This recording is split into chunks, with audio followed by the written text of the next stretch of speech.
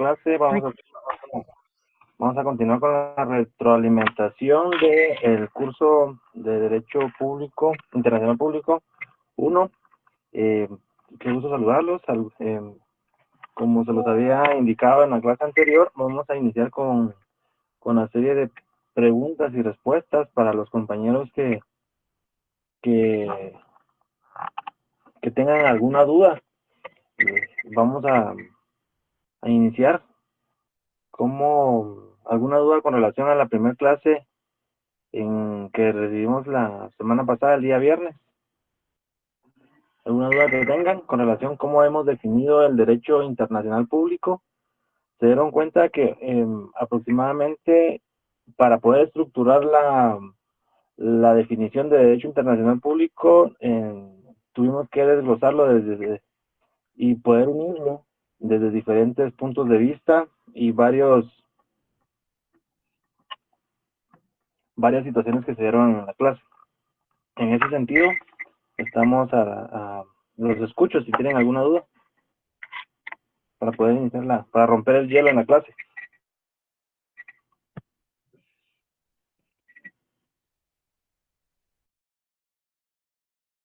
Arnoldo, contanos. Licenciado, muy buenas noches. Hola, ¿cómo estás? Buenas noches, compañeros. Licenciado, fíjese que el primer día de clase pues tuve dificultad de ingresar, o sea, es decir, pues no pude ingresar a clase.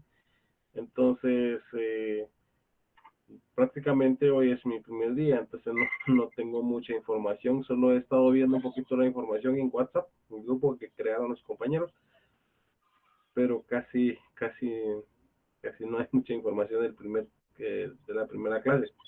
No sé si nos puede apoyar con eso o si... Ok, muy bien, sí. Nosotros con el auxiliar de cátedra realizamos un nuevo chat en WhatsApp donde vamos a estar mandando ahí el link de la clase todos los días. Esto con el objeto de no confundirnos tanto porque creo que en ese chat están todos los alumnos del 10º semestre. Entonces, para llevar un orden con ustedes y tener mejor y mayor control, pues por eso que hicimos el chat de Derecho Internacional Público. Entonces, las personas que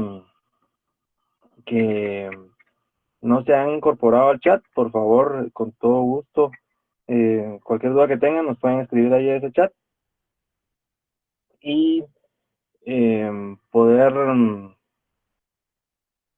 interactuar con relación a las preguntas que dice Arnoldo, o alguna duda que tengan, material que tengan. De hecho, a través de ese chat vamos a enviarles en el caso dejáramos tareas y el material de apoyo para poder estudiar con la clase. Vamos a indicarles también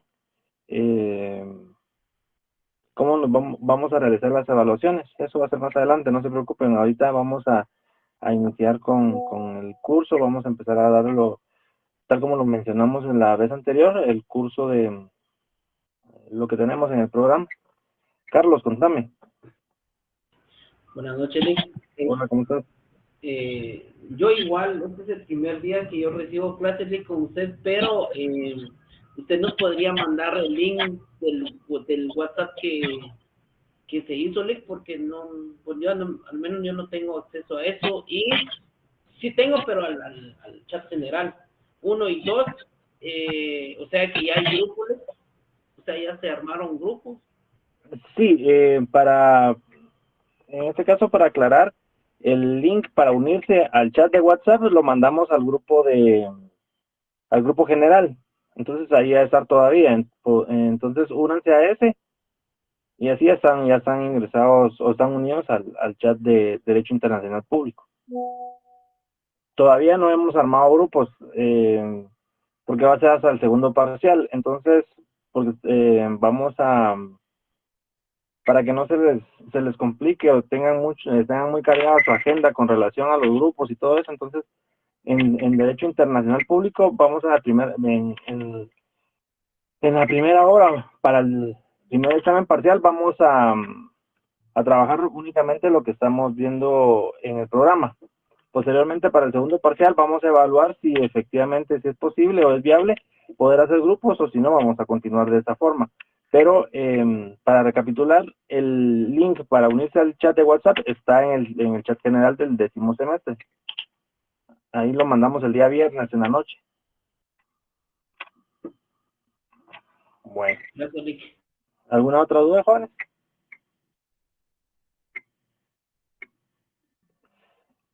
Sí, también fíjense que si me pueden hacer favor de decirles también a los alumnos que no han logrado ingresar que tenemos un problema con la plataforma de Meet que no deja ingresar más de 100 personas, si no estoy mal.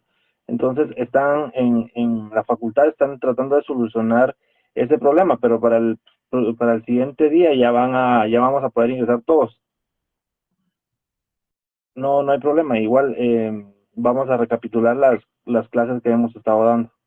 No se preocupe. Aquí estamos para aprender. Bueno, en ese sentido, atendiendo a lo que mencionamos la vez anterior, si no hay ninguna duda, vamos a iniciar con la clase.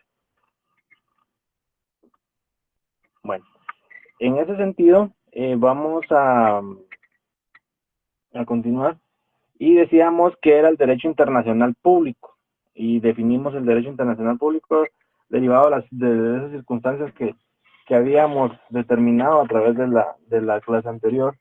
En ese orden de ideas, para poder determinar o poder clasificar, tal como cualquier rama del derecho, el derecho internacional público también se divide en tiene ciertas clasificaciones.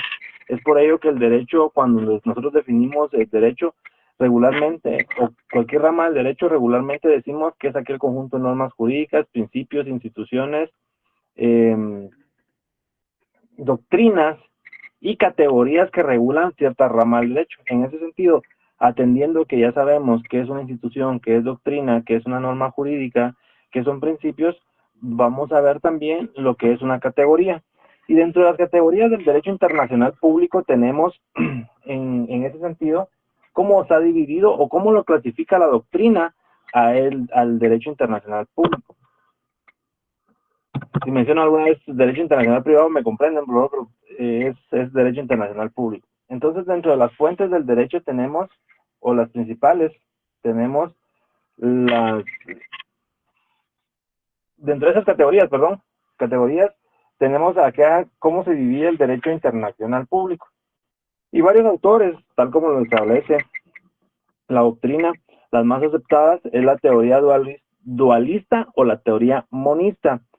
En ese sentido, la teoría dualista trata de especificar o definir, o en este caso, determinar el derecho internacional público en dos, como su nombre lo indica, o deviene de la palabra dualista, dual, que está conformado del derecho interno con el derecho internacional público, o el derecho público o el derecho externo.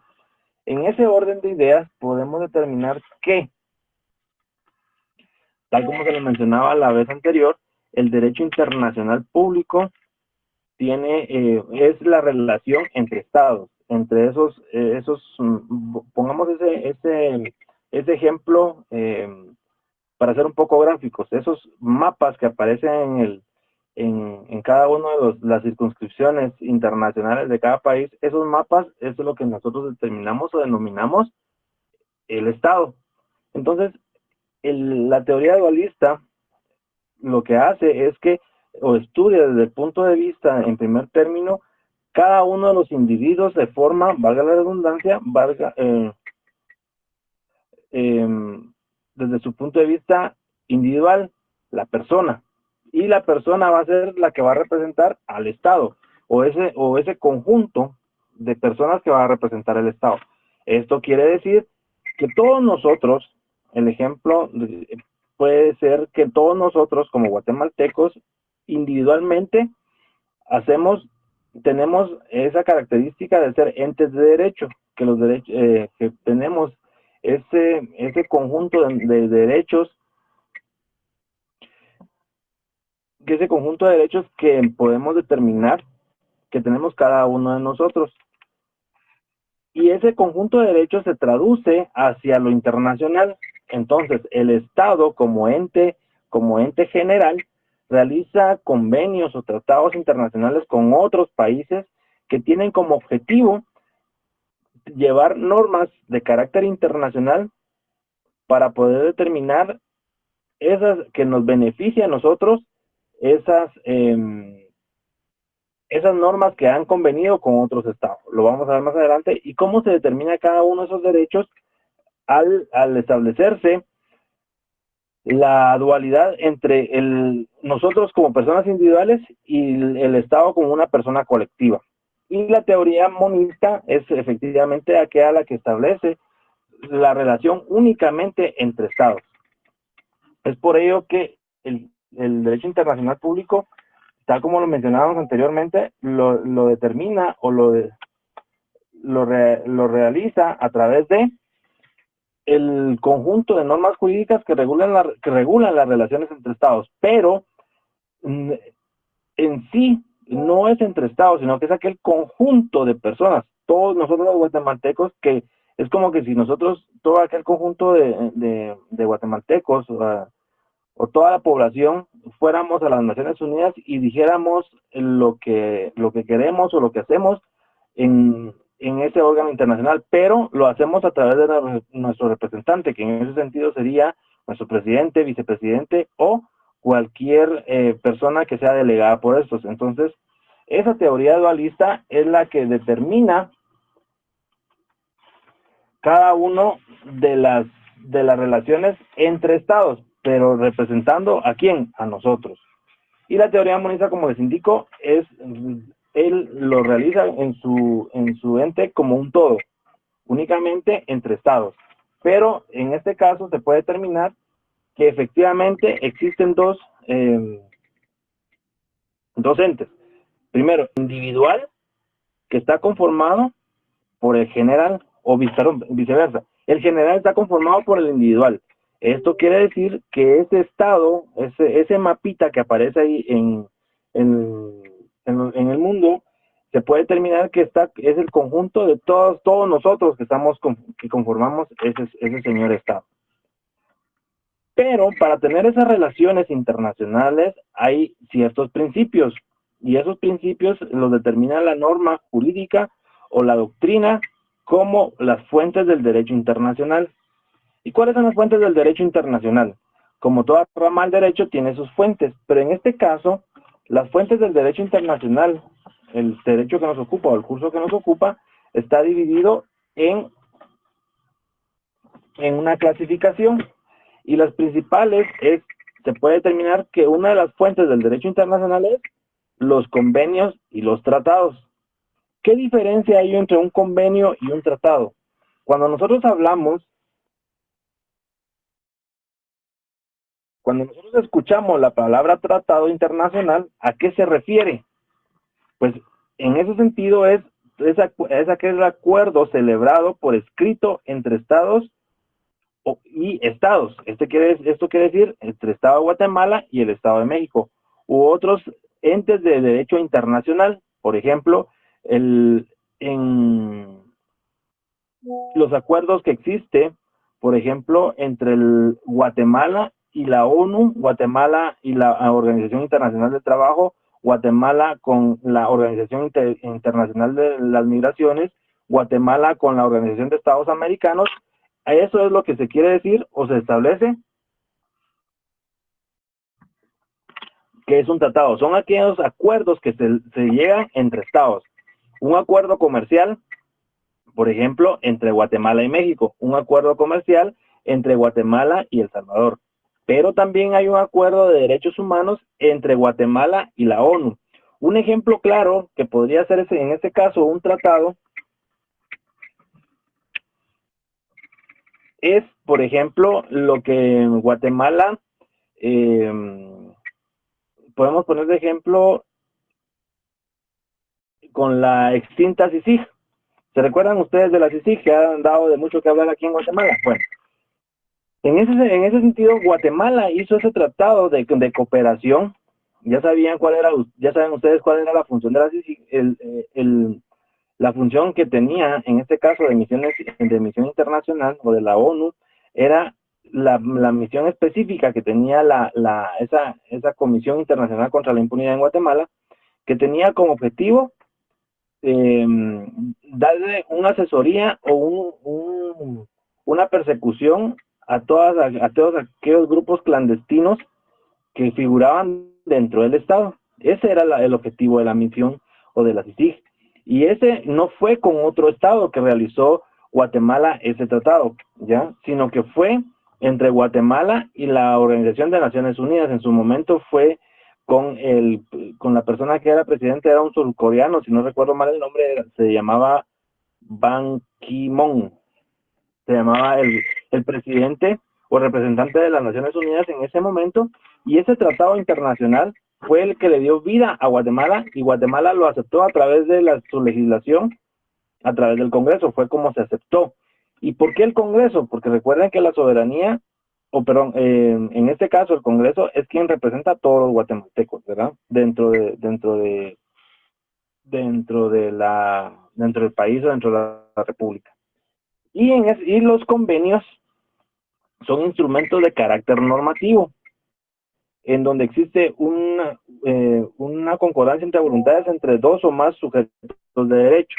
Esto quiere decir, por ejemplo, que el convenio va a ser también determinado entre dos estados, entre Guatemala, El Salvador, Guatemala y México, y todos esos convenios que tienen como objetivo que también tengan un beneficio en este caso, para nosotros Guatemala. Vamos a ver por qué en este caso es beneficio para Guatemala celebrar convenios o tratados internacionales.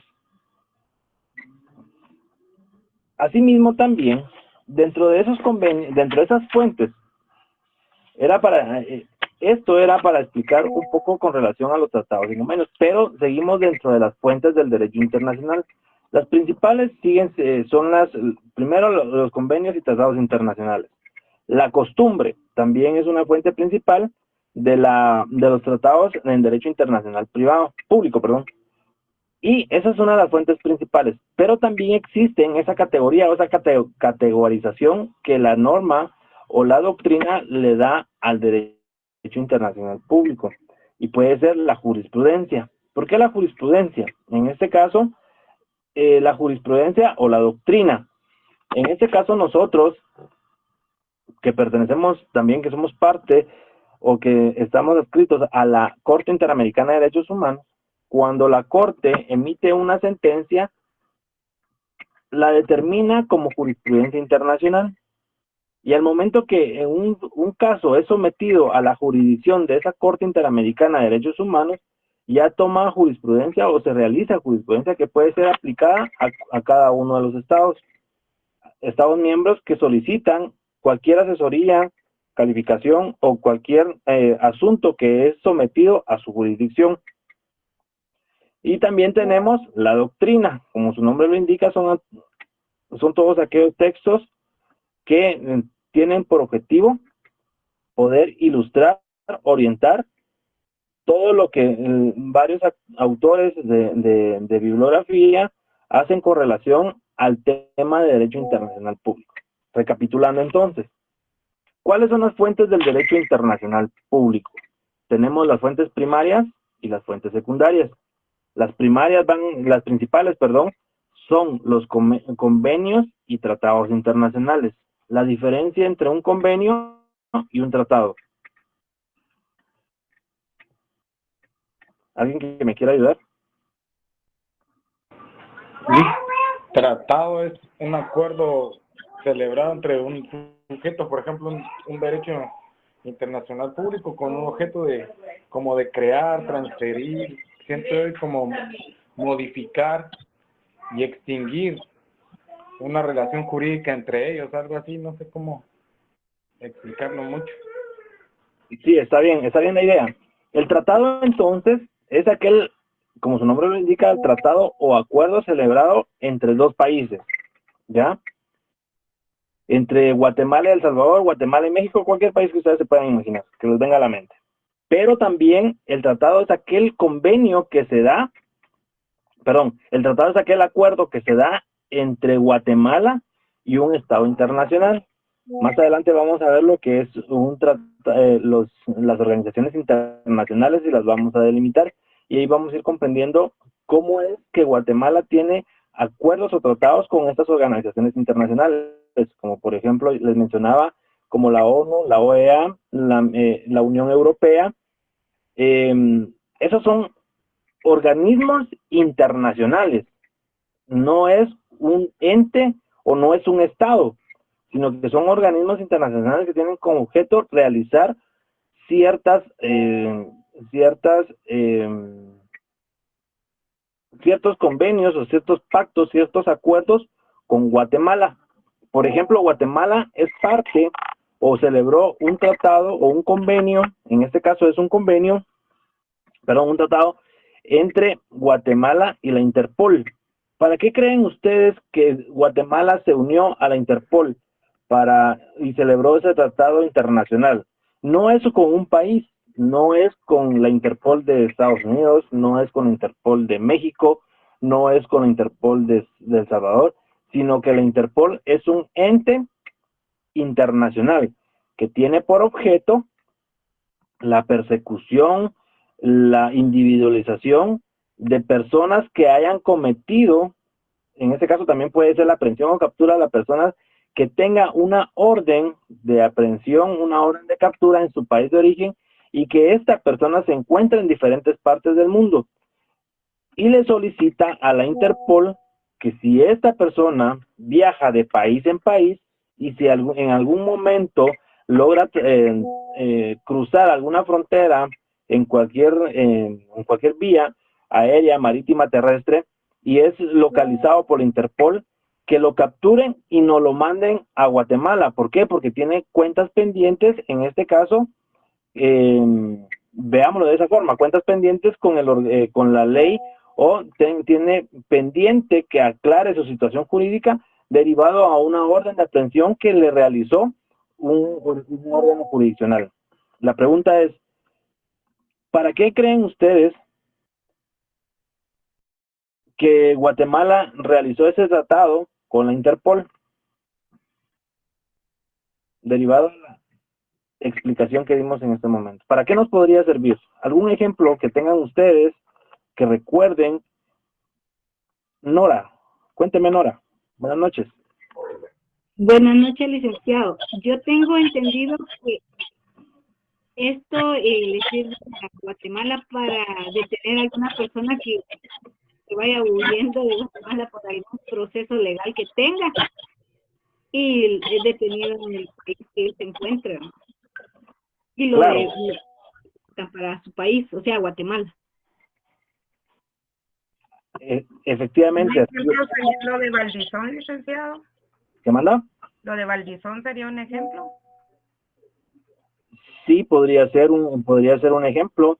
Recordemos que en ese caso Guatemala giró, o el organismo judicial o el órgano, no recuerdo qué juzgado, giró una orden de aprehensión en contra de Manuel Valdizón y él se fue para Estados Unidos. Entonces, pero aquí hay algo muy importante, poniendo ese ejemplo. La orden de Estados Unidos en contra de este personaje venía de Estados Unidos. Entonces, Estados Unidos tenía a este señor pendiente en Estados Unidos por una orden de un juez. Entonces, acá la Interpol, entonces le solicita a la Interpol, a la oficina de Interpol en Guatemala, que por favor, si mira a este señor, que lo capture y lo mande. Entonces, es por ello que en este caso es al revés. En Estados Unidos tenía la orden de aprehensión y aquí en Guatemala hacen efectiva la captura. ¿Por qué? Porque en este caso, en específico, aquí Interpol Guatemala realizó las investigaciones, realizó la búsqueda de este señor, lo capturan y lo mandan para allá. Entonces, vean cómo se materializa este tratado internacional. Como Guatemala es parte de los 195, 192, 93 países que forman la Interpol. Entonces, derivado de ese convenio, había una alerta. Interpol lo maneja por alerta. Entonces, viene la Interpol viene el organismo judicial de Estados Unidos y le dice a la Interpol, mire, localíceme a este señor. Entonces, la Interpol de Estados Unidos se comunica con la Interpol de Guatemala y lo logran capturar, y por eso es que se lo envían allá. Pero el convenio no es únicamente, en este ejemplo, claro, en este ejemplo concreto, no es únicamente que Guatemala se unió a la Interpol. Bueno, si hay alguien aquí que esté buscando, lo encontramos. No. En ese sentido, Guatemala y la Interpol realizan un tratado y lo realizan de forma escrita. Bueno, señor Guatemala o señor Estado de Guatemala, ¿usted quiere pertenecer a la Interpol? Sí. Bueno, entonces, perdón, tiene que llenar ciertos requisitos.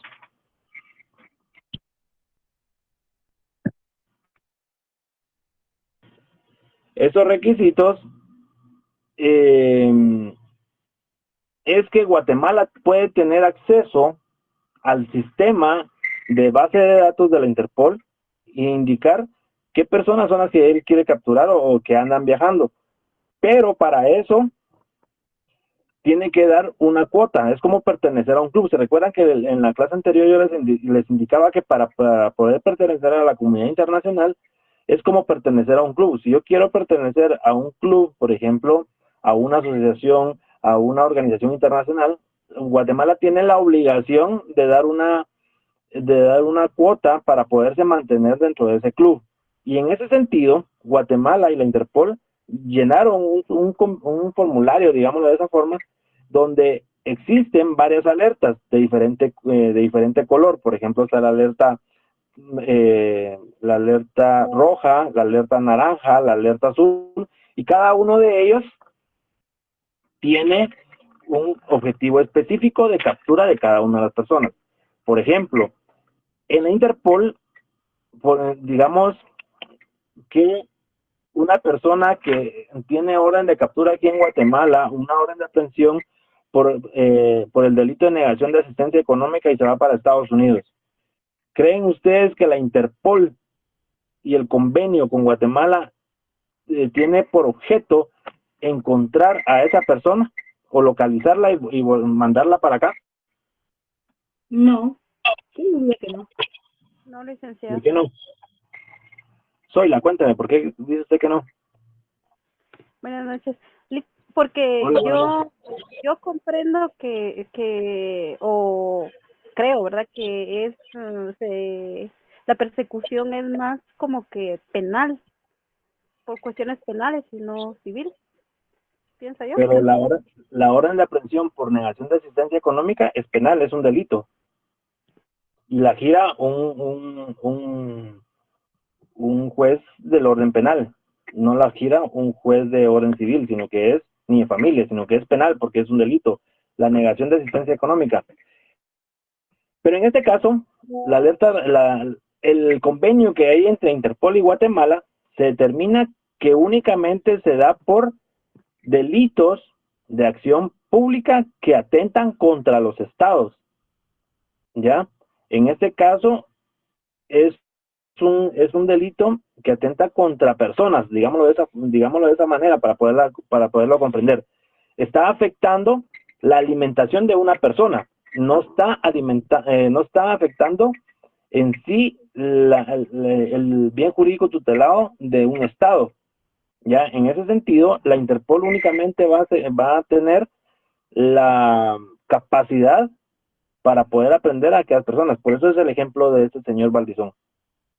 ¿Estamos bien ahí? Tratado, ese es un tratado o un convenio. Dentro de la jurisprudencia también tenemos, dentro de la categorización del derecho público, internacional público, tenemos las posibles fuentes de derecho, que así le determina la doctrina. ¿Y por qué posibles? Porque hay una equidad. ¿Qué significa esto? Una reciprocidad. Si yo lo capturo, también cuando yo tenga alguna persona que esté delinquiendo aquí en Guatemala, te lo puedo enviar. Por ejemplo, desde el punto de vista penal. Pero también puede ser un intercambio comercial, por ejemplo, yo mando café o exporto café a México, Estados Unidos, al país que ustedes se imaginan, y envían ese producto hacia esos países, ¿verdad? Entonces, pero a nosotros nos falta algodón, por ponerles un ejemplo. Entonces, nosotros le mandamos café, cobramos nuestro café, vendemos nuestro café en México, pero ellos nos mandan a nosotros algodón o cacao, porque nos hace falta ese producto, en un ejemplo. Entonces, nosotros recibimos ellos lo venden allá, nosotros lo compramos aquí y todos los estados pagan sus impuestos, sus aranceles.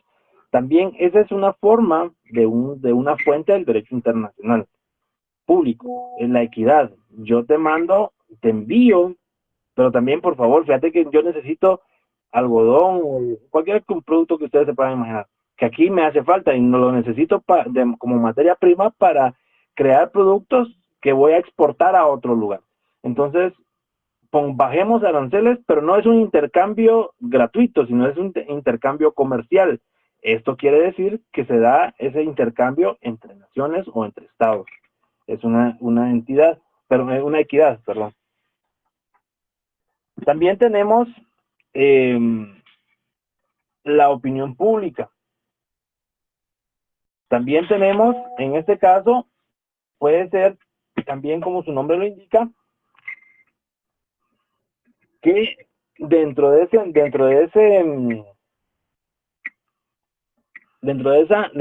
intercambio o convenio que existe entre diferentes estados,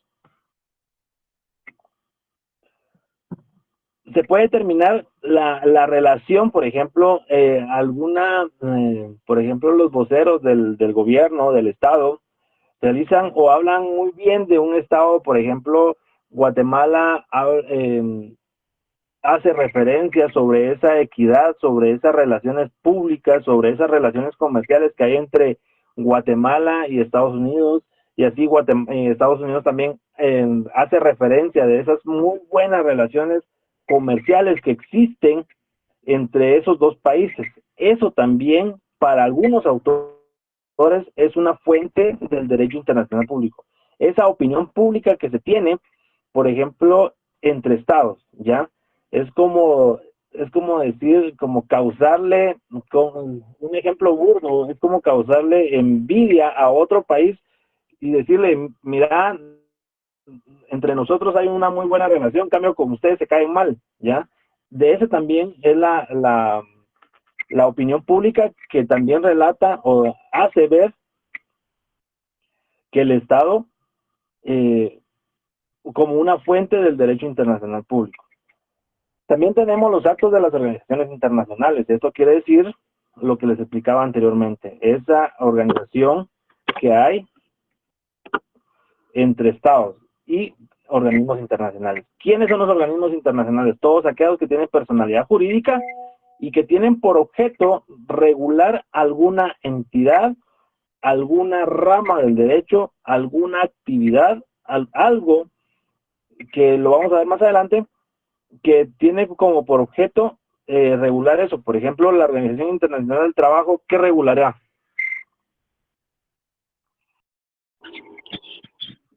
Todo lo concerniente al trabajo, de leyes, de Exacto, trabajo. por ejemplo, el derecho a un trabajo digno, a la libre elección de un trabajo, al descanso, si estoy trabajando, al descanso obligatorio, a las vacaciones, a la indemnización, a las prestaciones sociales, laborales. A todo eso se regula la Organización Internacional del Trabajo.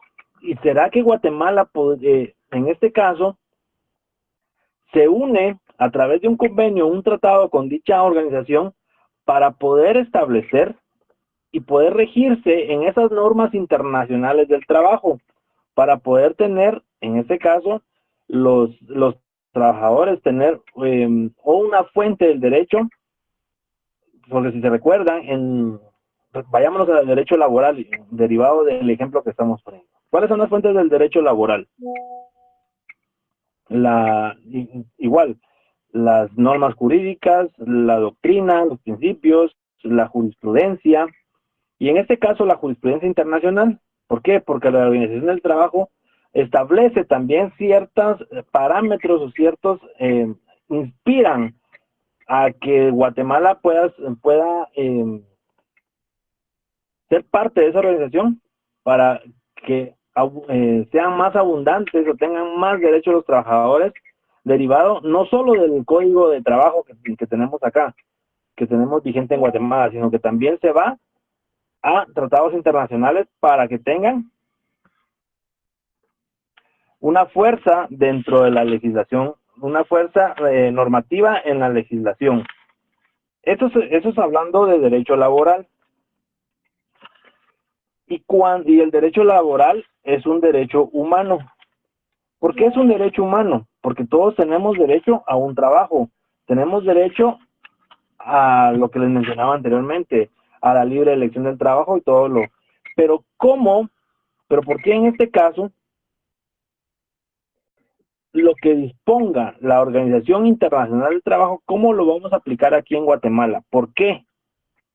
Si ellos son internacionales y nosotros tenemos nuestro propio código de trabajo, tenemos nuestra legislación constitucional, nuestra legislación ordinaria, que es el código de trabajo, reglamentos de trabajo, en este caso la ley del servicio civil general para todos los entes administrativos del Estado, pero también tenemos la ley del organismo de servicio civil del organismo judicial. Pero ¿por qué esas normas internacionales de la Organización Internacional del Trabajo, por qué deben de ser aplicadas aquí en Guatemala o por qué? ¿Y cómo se aplican aquí en Guatemala? Constitución a la mano, por favor. Y nos vamos al artículo 46 de la Constitución.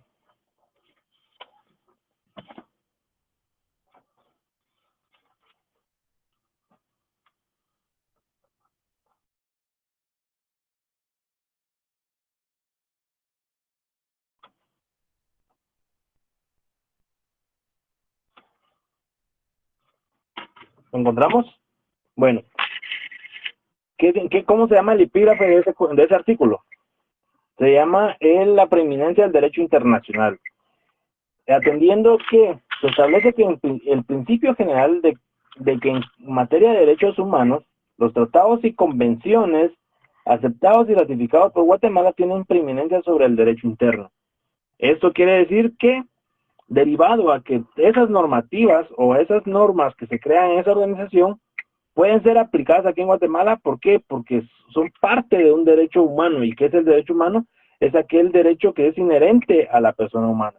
Es por ello que, pero debe de pasar un proceso legislativo para que en este caso se convierta en norma jurídica aplicable acá en Guatemala.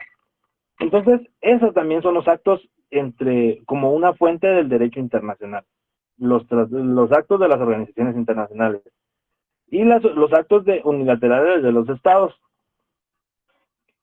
Hemos estado hablando de la relación entre estados: Guatemala, El Salvador, Guatemala, México, Guatemala, Estados Unidos y cualquier país del mundo. Pero también otra fuente del derecho, o lo toma, si la doctrina lo toma, o varios autores lo determinan como una fuente del derecho, aquellos actos unilaterales del Estado, de los estados. Y esos actos unilaterales, como su nombre lo indica, es unilateral, solo una de las partes. Y en ese sentido, uno de los ejemplos claros es, esos actos unilaterales está determinado a través, por ejemplo, en ayuda humanitaria, en donde, por ejemplo, en una catástrofe, en algo que haya pasado, por ejemplo, un terremoto, un huracán, y que Guatemala haya sido víctima de ese evento climatológico, y que quedó devastada cierta parte de la República, pero Guatemala no tiene la capacidad para poder, en ese momento de la historia, no tiene capacidad para poder ayudar o apoyar a las personas damnificadas de ese evento natural. Entonces viene Estados Unidos y, por ejemplo, viene México y envía ayuda humanitaria, como su nombre lo indica, ayuda para los humanos, para que en este caso puedan sobrevivir o subsistir a ese evento climatológico que ha sucedido. Ese es y de parte de Guatemala no hay ninguna, obviamente es el agradecimiento, pero no hay ninguna, una retribución, un pago por esa ayuda humanitaria. Entonces, ese acto unilateral de ese país también es una fuente del derecho que lo determina la doctrina, es ayuda humanitaria, o viceversa, que Guatemala pueda ayudar a otro país derivado de una catástrofe. Ustedes se recuerdan cuando sucedió el evento allá en este lugar de Santa Catarina Pinula, ¿cómo se llama? El Cambray. En el Cambray vinieron en México tienen un equipo de bomberos que se llaman los topos, que son los encargados de, si no estoy mal, si no me corrigen, por favor, de buscar a personas que se quedan, en este caso, soterradas o bajo la tierra o escombros, y este grupo de bomberos se llaman los topos. Pues en ese sentido, cuando Guatemala pasó esta catástrofe acá, México envió a este grupo de bomberos o de especialistas para el rescate de personas, para empezar a buscar a aquellas personas que habían quedado soterradas por el desprendimiento de tierra. Entonces, aquí hay un acto unilateral que un Estado le brinda a otro Estado, y eso también es fuente del derecho internacional. Entonces, para recapitular, tenemos fuentes principales, convenios y tratados internacionales, la costumbre.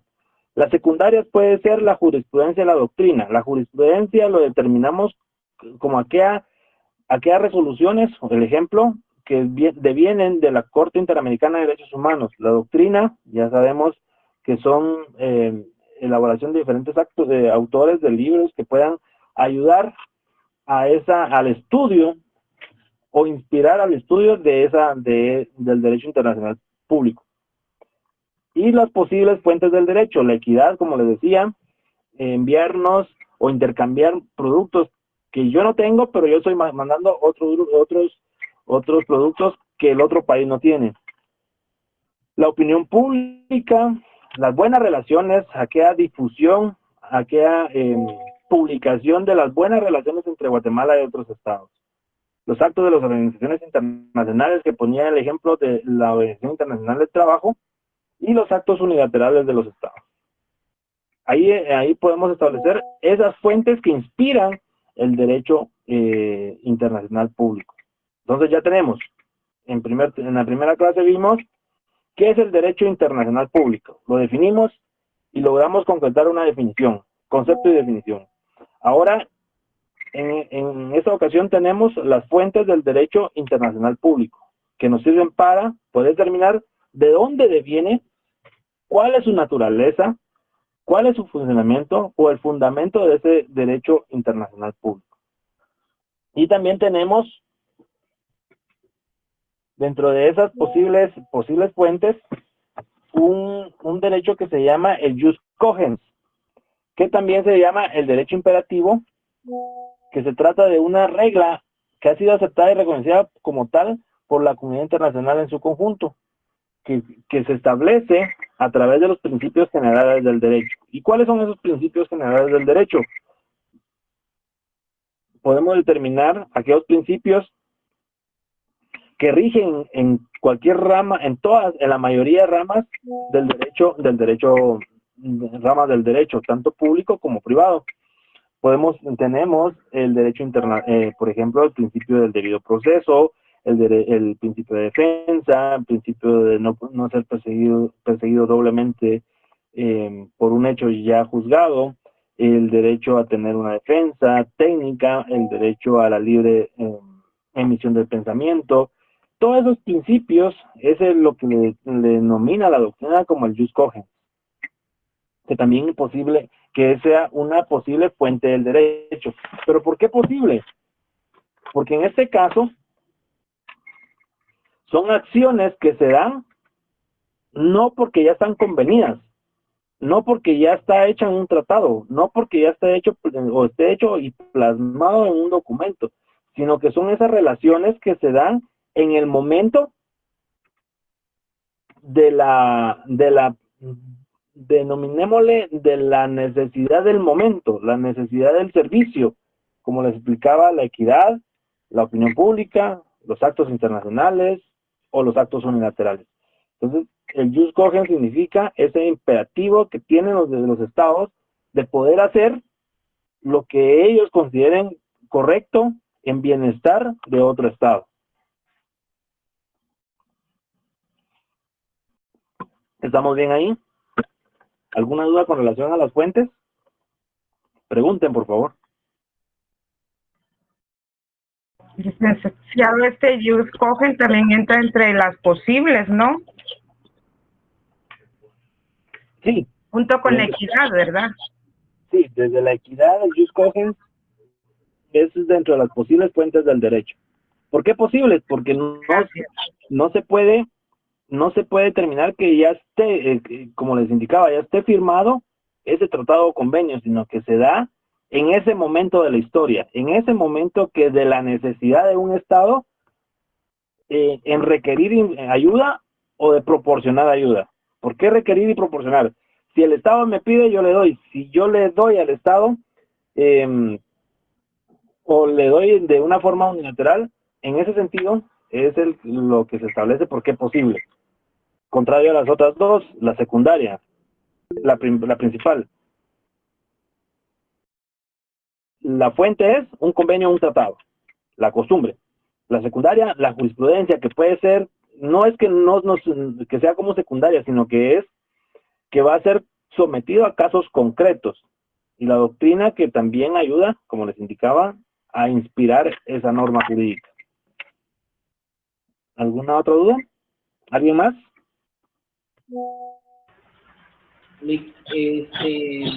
Usted decía las fuentes, los convenios, los tratados, los actos unilaterales, la costumbre, la jurisprudencia y la doctrina. Solo son esto, ¿verdad, Lick? No, veamos. Así recapitulando de una forma rápido. Dentro de las fuentes tenemos, o sea, sí está bien lo que acabas de mencionar, solo que ordenémoslo. Las fuentes. Título fuentes. Primero tenemos las principales. Y dentro de las principales tenemos convenios internacionales, tratados internacionales y la costumbre. Eso lo determina la doctrina como a esas fuentes. Posteriormente tenemos otra clasificación que le denomina la secundaria, que es la jurisprudencia. Les ponía el ejemplo de la corte y la doctrina. Y en la otra clasificación, por eso les decía las categorías, cómo se define el derecho también por categorías. La otra categoría es las posibles. Entonces, aquí dentro de las posibles tenemos la equidad, el jus cogens, que es esa norma imperativa que se da en su momento. La opinión pública, los actos de los organismos internacionales o organizaciones internacionales, porque hay dos diferencias, organismo y organización. Ahorita vamos a ver eso. Y los actos unilaterales. Diferencia entre organismo y organización. ¿Qué significa la ONU? Organización de las Naciones Unidas. ¿Qué significa la OEA? Organización de Estados Americanos. ¿Ya? Es una organización de estados, un conjunto de estados, es un club de estados. Y un organismo internacional lo podemos determinar como otra clasificación. O sea, se parecen, pero no es lo mismo. Son como primos hermanos. Y las organizaciones internacionales, como ya les digo, la ONU, la OEA, por ejemplo, también la centroamericana, la Organización Centroamericana, que es el SICA, pero los organismos internacionales ya podemos incluir como la organización, la OIT, podemos indicar también la OIM, se me ocurre también aquellos países que son exportadores de petróleos, por ejemplo, la OPEP, los países que exportan banano, la OPEP. Entonces, y también podemos tener esa Corte Interamericana, que también es un organismo internacional. La Corte de Derechos Humanos, la Corte Penal Internacional, la OTAN, escribe aquí un compañero también. En este caso, la OTAN es la Organización de Naciones del Atlántico Norte. Es como la OEA, por ejemplo. En este caso, un organismo internacional podría ser también la Corte de la Haya, que es la Corte Penal Internacional, donde está sometido el conflicto de límite de Guatemala y Belice. También aquí nos escriben la ONUDC, puede ser, es un organismo internacional. USAID es un organismo internacional. Si bien es cierto, viene de Estados Unidos, pero es un organismo, no es una organización. Entonces, la diferencia es quiénes la conforman y cuál es su fin, ¿ya? Por ejemplo, dentro de la ONU está y tiene ciertos comités. Por ejemplo, está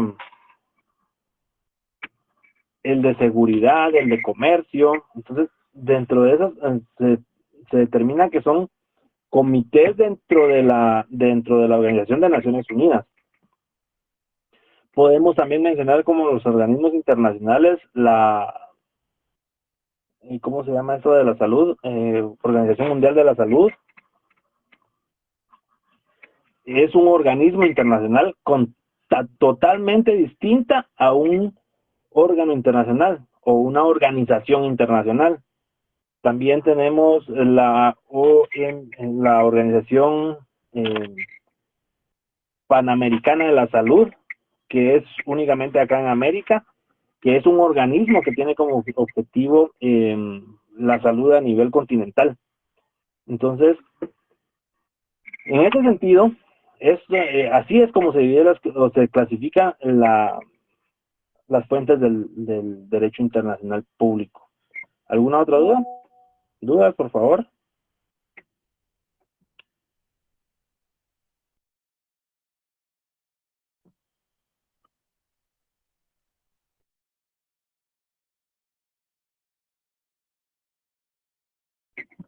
Muy bien. Bueno, continuemos. Posteriormente tenemos al atender esto, el desarrollo del derecho internacional público, también ahora veamos, bueno, ya tenemos primero qué significa derecho internacional público, ya tenemos, por ejemplo, ahorita hacemos un examen corto y le pongo 3 preguntas. ¿Qué es derecho internacional público? Ustedes ya saben definir qué es el derecho internacional público. ¿Cuáles son las fuentes del derecho internacional público? Ustedes ya me pueden indicar qué es las 3 que acabamos de mencionar y que esas 3 se clasifican en diferentes. ¿Por qué los actos unilaterales?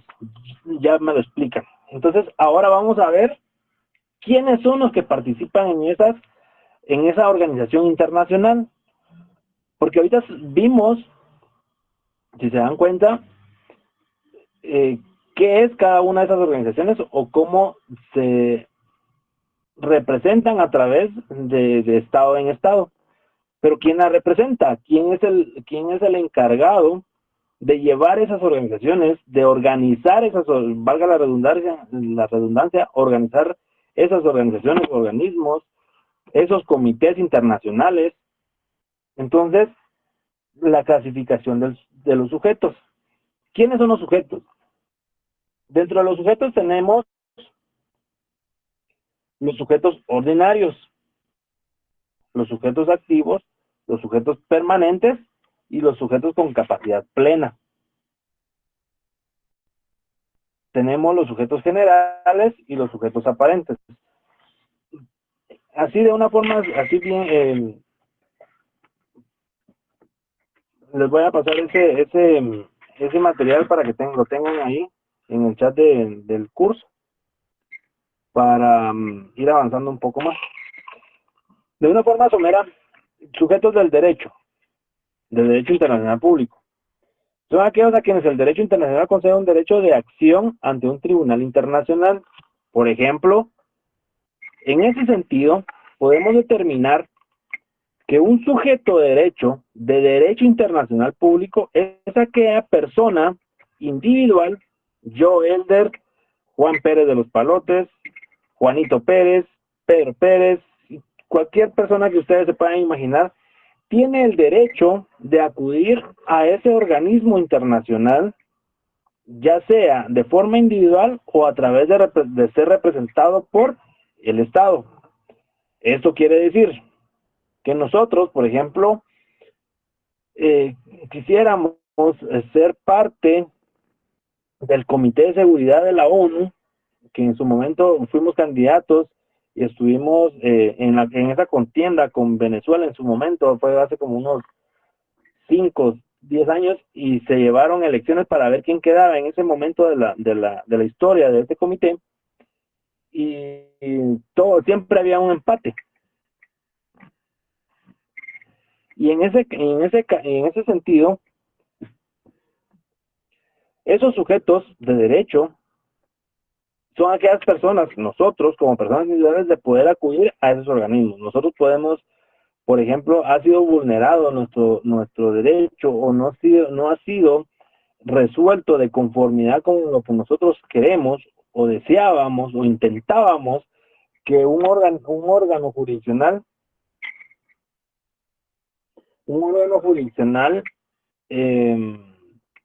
resuelva a nuestro favor, y por alguna razón no resolvió a nuestro favor o en contra de nosotros, podemos acudir a la Corte Interamericana de Derechos Humanos a que el Estado de Guatemala, si nosotros consideramos que tenemos la razón, el Estado de Guatemala nos le resuelva esa Corte Internacional a favor de nosotros.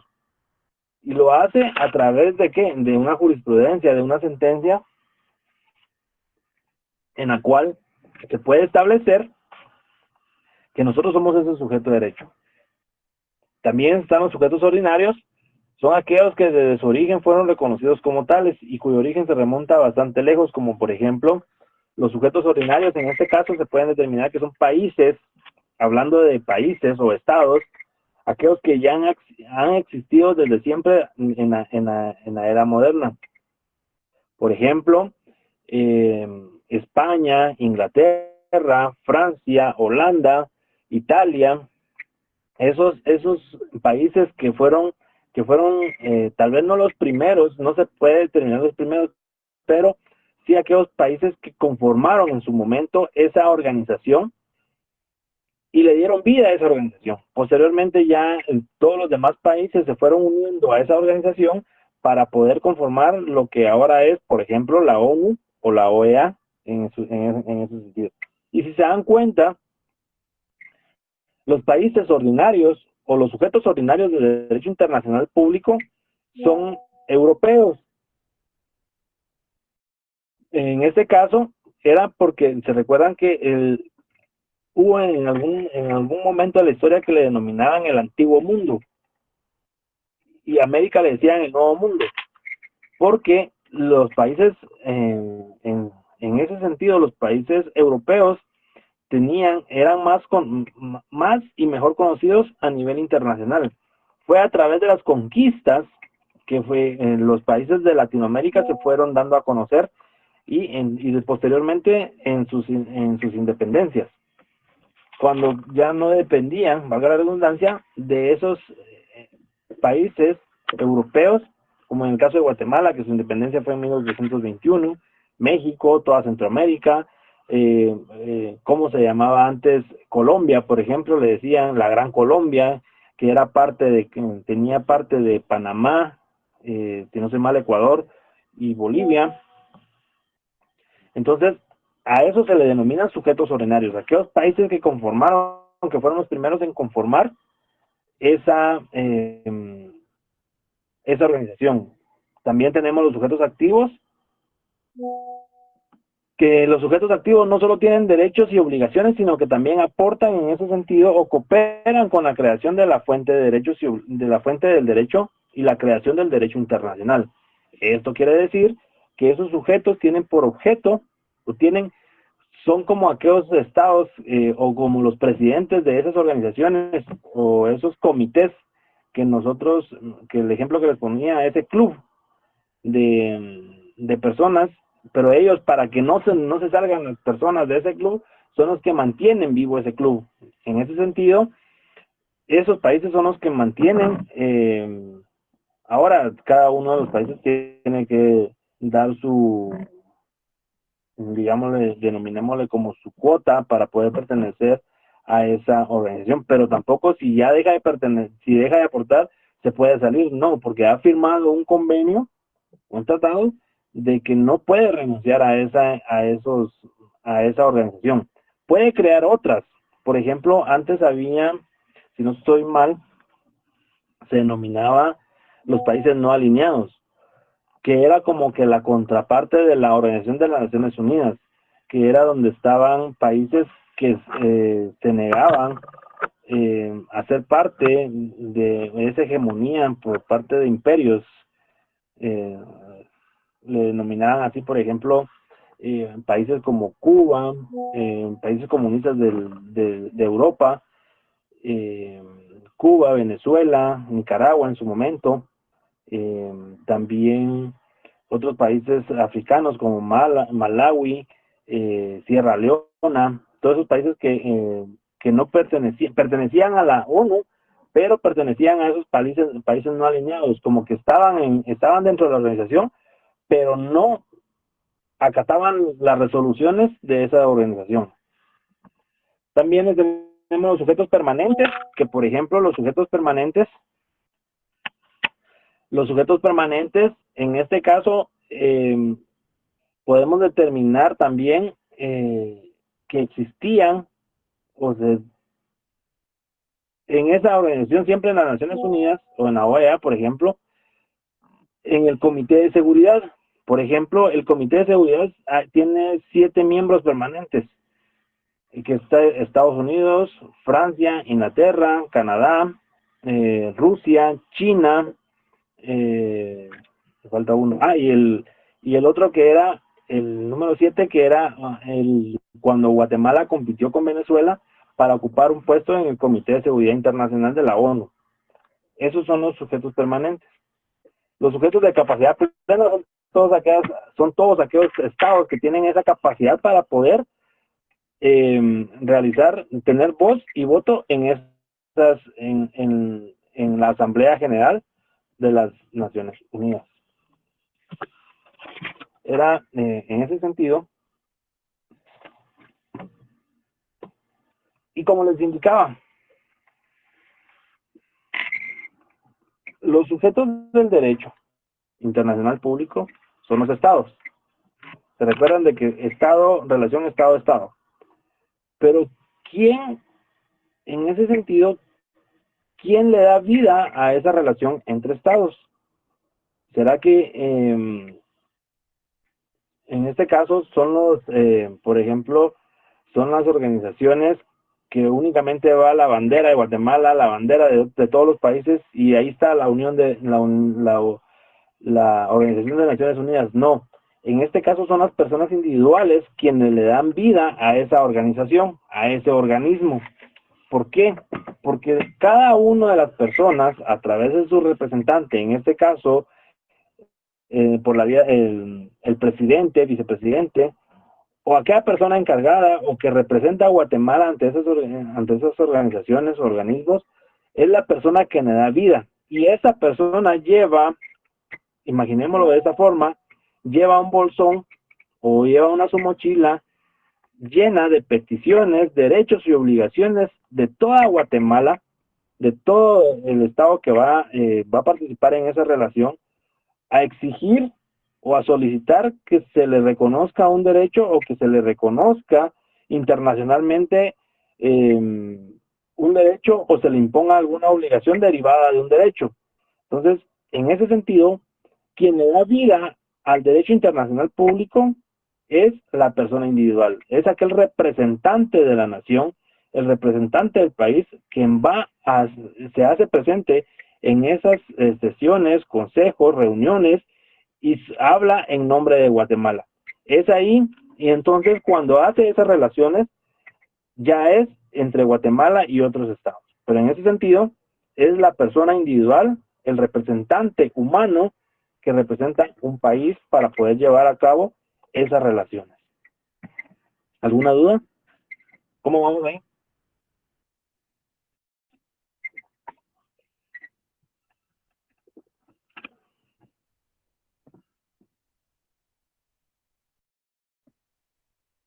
Bueno, en ese sentido, creo que abarcamos el tema de hoy, que si se dan cuenta, vimos bastante con relación a la clasificación de las fuentes del derecho internacional público. Vamos a dejar la primera tarea, se lo vamos a escribir en el chat. No se la quisimos dejar el viernes para no acumularles más tareas. Entonces, les vamos a poner las instrucciones de la tarea en el chat del curso. Y cualquier duda que tengan, por ahí también pueden solicitar información. Entonces, les deseo muy buena noche a todos. Espero que pasen una feliz noche y nos vemos el día viernes. Gracias, licenciado. Gracias, Feliz noche. Feliz noche, Lick. Feliz noche. Buen día. Gracias, Lick. Gracias, Liz. Feliz noche.